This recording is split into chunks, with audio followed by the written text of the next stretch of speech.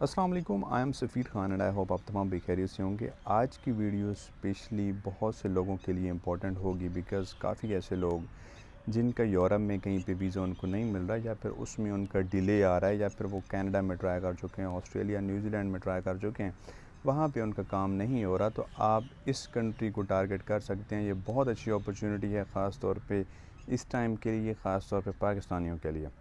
यहाँ पे आपको जो वीज़ा फ़ीस है वो कोई आपको इसमें फ़ीस पे नहीं करनी। सबसे पहले जब आपका वीज़ा आ जाता है उसके बाद आपने वीज़ा फ़ीस पे करनी होती है और वो भी ज़्यादा नहीं है। आज मैं बात करूँगा हांगकांग पे और दूसरा जो कंट्री है जापान का। इन दो कंट्रीज़ में आपके लिए बहुत अपॉर्चुनिटीज़ हैं। यहाँ पे काम ज़्यादा है, वहाँ पे लोगों की ज़रूरत भी है, लेकिन कुछ ऐसी कैटेगरीज़ हैं जिन लोगों की ज़रूरत है। ऐसा नहीं मैं कह रहा कि तमाम लोग जितने भी हैं, जिस भी कैटेगरी के हैं, जिस भी फ़ील्ड से हैं और वो वहाँ पे हांगकांग और जापान में चले जाएँ, वहाँ उनका लाखों में वो खेलेंगे। तो ऐसी बात नहीं है, जो रियलिटी होती है वही चीज़ आपको देखनी भी चाहिए और रियलिटी में आपको सुनना भी चाहिए और उस पे अमल भी करना चाहिए। तो ये हांगकांग, जापान, यहाँ पे इलेक्ट्रॉनिक्स का काम बहुत ज़्यादा है बिकॉज़ अगर हम टेक्नोलॉजी वाइज़ देखते हैं या फिर हम बिल्डिंग्स के हिसाब से देखते हैं तो यहाँ पे काम ज़्यादा होता है और ये ऐसी कंट्री हैं जो कि दिन ब दिन यहाँ पे डेवलपमेंट भी कर रहे हैं।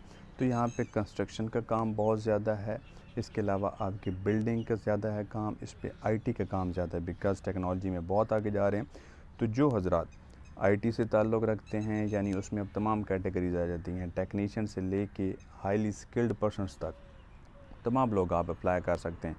सेकेंडली, कंस्ट्रक्शन के रिलेटेड जो भी लोग हैं वो इसमें अप्लाई कर सकते हैं, वहाँ पे वो जा सकते हैं, उनके लिए अपॉर्चुनिटी है हांगकांग और जापान में। अब कंस्ट्रक्शन में डिफरेंट डिपार्टमेंट्स आ जाते हैं, कंस्ट्रक्शन में लेबर से लेके हाईली मैनेजर तक आ जाते हैं, सेफ्टी तक आ जाते हैं, तमाम उसमें कैटेगरीज आ जाती हैं। इसके अलावा जहाँ जहाँ भी ये कंस्ट्रक्शन होती है वहाँ पे ड्राइवर ज़रात की भी ज़रूरत पड़ती है। तो ये ऐसी फ़ील्ड मैं इसलिए आपको बता रहा हूँ कि ये लोग जो इस फ़ील्ड से ताल्लुक़ रखते हैं वो ये वीडियो देखें। अगर आप लोग इससे ताल्लुक़ नहीं रखते तो आप इसमें टाइम ज़ाया ना करें। तो ये तरीका है, आपने इसमें अप्लाई आप कैसे करना होगा, क्या आपका ख़र्चा होगा। इसमें सबसे जो बहुत बड़ा बेनिफ़िट है जापान का, उसकी तो वीज़ा फ़ीस ही नहीं है। आपको सिंपली जापान की एम्बेसी में जाना होता है, अपने डॉक्यूमेंट्स जमा कराने होते हैं और उसकी जो विज़िट वीज़ा की फ़ीस है वो ज़ीरो है, आपको कोई उसमें फ़ीस नहीं होती। विद इन 1 मंथ और 1.5 मंथ के अंदर अंदर आपका इसमें रिज़ल्ट आ जाता है, आपको रिस्पॉन्स हो जाता है कि आपका वीज़ा लग गया है। आपने जापान की एम्बेसी में जाना होगा, आपके जो साथ में डॉक्यूमेंट्स लगाने होंगे, डॉक्यूमेंट्स में आपका एफआरसी आता है, एमआरसी। आप अगर सैलरी पर्सन हैं, आपकी सैलरी स्लिप होगी, उसमें आपको तमाम डिटेल्स लिखी होंगी। आप जिस भी कंपनी में काम कर रहे हैं वहाँ पे उनसे आप अपनी लीव्स ले सकते हैं कि मैंने इतने दिन की लीव लेनी है, वो एक लेटर होगा। इसके अलावा आपने एक कवर लेटर लिखना है, एक अच्छा सा कवर लेटर होगा जिसमें आप बताएंगे कि आप क्या काम करते हैं और आपने विज़िट वीज़ा वहाँ पे करना है और वहाँ पे आप विज़िट में क्या क्या करेंगे, क्या घूमेंगे। तो ये चीज़ें होंगी। अब जो मैं सेकंड बात करूँगा वो हांगकांग है।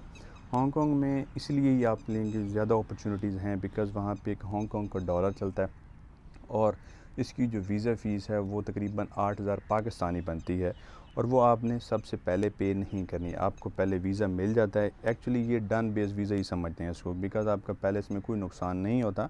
आपको जब वीज़ा मिल जाता है उसके बाद आपने 8,000 फ़ीस इसकी जमा करानी थी। अब ये आपने अप्लाई कैसे करना है हांगकांग, आप 2 तरीके से अप्लाई कर सकते हैं। एक चाइनीज़ एम्बेसी इस्लामाबाद में मौजूद है, कराची में कॉन्सुलेट भी चाइनीज़ एम्बेसी की मौजूद है, आप वहाँ पे भी जा सकते हैं, आप अपने डॉक्यूमेंट्स जमा करा सकते हैं। जो सेकंड ऑप्शन है वो ये है, आपका लिंक मैं आपको डिस्क्रिप्शन में प्रोवाइड कर रहा हूँ, आप उस लिंक के थ्रू भी हांगकांग का जो ई वीज़ा है वो अप्लाई कर सकते हैं। यानी आप अपनी उसमें डिटेल्स लिखेंगे, आप जो भी उसमें ईमेल एड्रेस अपना लिखेंगे, आपकी ईमेल एड्रेस पे आपको वीज़ा मिलेगा। 4 से 6 हफ़्तों के अंदर इनका रिस्पॉन्स आता है। अगर आपको वीज़ा मिल जाता है तो उसमें आपको तमाम ईमेल पे जो भी है उसकी नोटिफिकेशंस आएंगी और आपकी तमाम डिटेल्स होंगी। अब इसमें जो डॉक्यूमेंट्स आपने लगाने क्या होंगे, अगर आप ख़ुद अप्लाई कर रहे होंगे, अगर आप ऑनलाइन अप्लाई कर रहे होंगे या फिर आपने एम्बेसी में जाके चाइनीज़ एम्बेसी में अप्लाई करना है, तो आपको जो डॉक्यूमेंट्स ज़रूरत होंगे एफआरसी, एमआरसी। अच्छा, बहुत से लोग इसमें गलती करते हैं।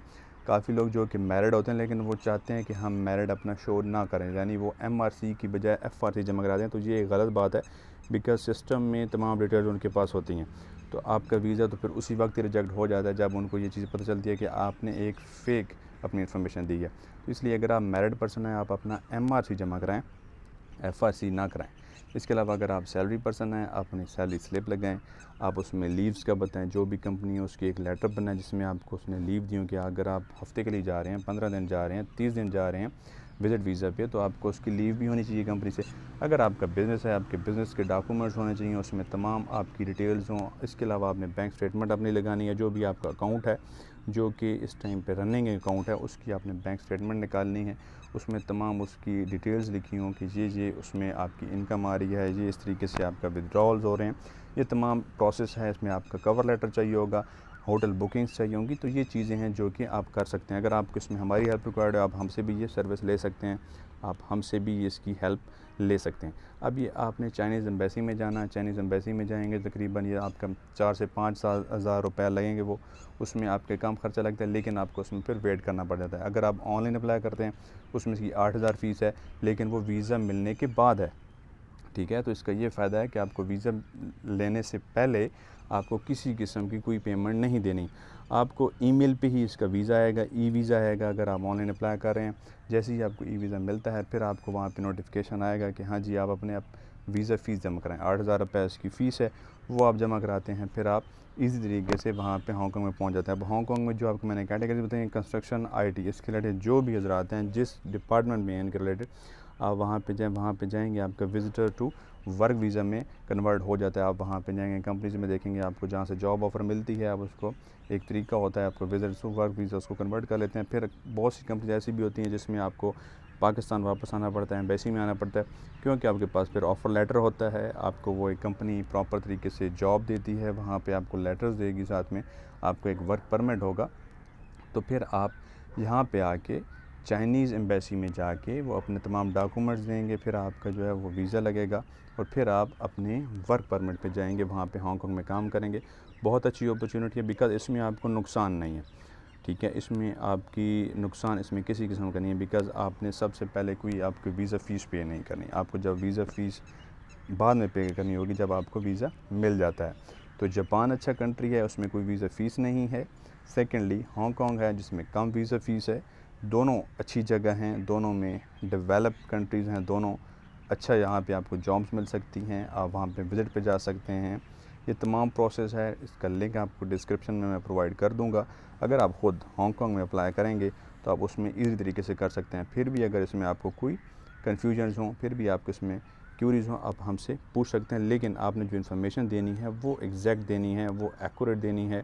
اگر آپ کے میرڈ ہیں وہ آپ نے شو کرانا ہے، جو آپ کی سیلری آ رہی ہے وہ آپ نے شو کرانی ہے، جو آپ کا بزنس ہے اس کے ڈاکومنٹ شو کرانے ہیں۔ اس میں تمام ڈیٹیلز آپ نے کسی قسم کی کوئی ڈیٹیلز کو چھپانا نہیں ہے، بیکاز ان کے سسٹم میں جب شو ہو جاتی ہے ڈیٹیلز یا فیک پرووائڈ کر رہے ہیں تو پھر آپ کو ویزا نہیں مل سکتا۔ حالانکہ یہ بہت ایزی ہے، آپ کو 4 سے 6 ہفتوں میں ویزا مل سکتا ہے، اور یہ ایسے کنٹریز ہیں جہاں پہ سیلریز کافی اچھی ہیں، جیسے کہ ہانگ کانگ دیکھا جائے، اگر آپ وہاں پہ 6-7 لاکھ روپے کما رہے ہیں، وہاں پہ سیلری ایزیلی اتنی مل جاتی ہے، 2 لاکھ تک آپ کا وہاں پہ خرچہ ہے، 4 لاکھ تک آپ پھر بھی وہاں پہ سیونگز کر سکتے ہیں اچھی خاصی۔ تو ایک بہت اچھا کنٹری ہے۔ آپ یورپ جاتے ہیں، کینیڈا جاتے ہیں، آسٹریلیا کو ٹارگٹ کرتے ہیں، آپ ان کنٹریز میں جا کے وہاں پہ کام کر سکتے ہیں، اپنی سیونگز اچھی کر کے پھر آپ کینیڈا، آسٹریلیا وہاں پہ بھی اپلائی کر سکتے ہیں۔ تو امید کرتا ہوں یہ ویڈیو آپ کے لیے بہت مفید ہوگی انشاءاللہ۔ نیکسٹ ویڈیو میں ملتے ہیں، اپنا خیال رکھیے گا، اللہ حافظ۔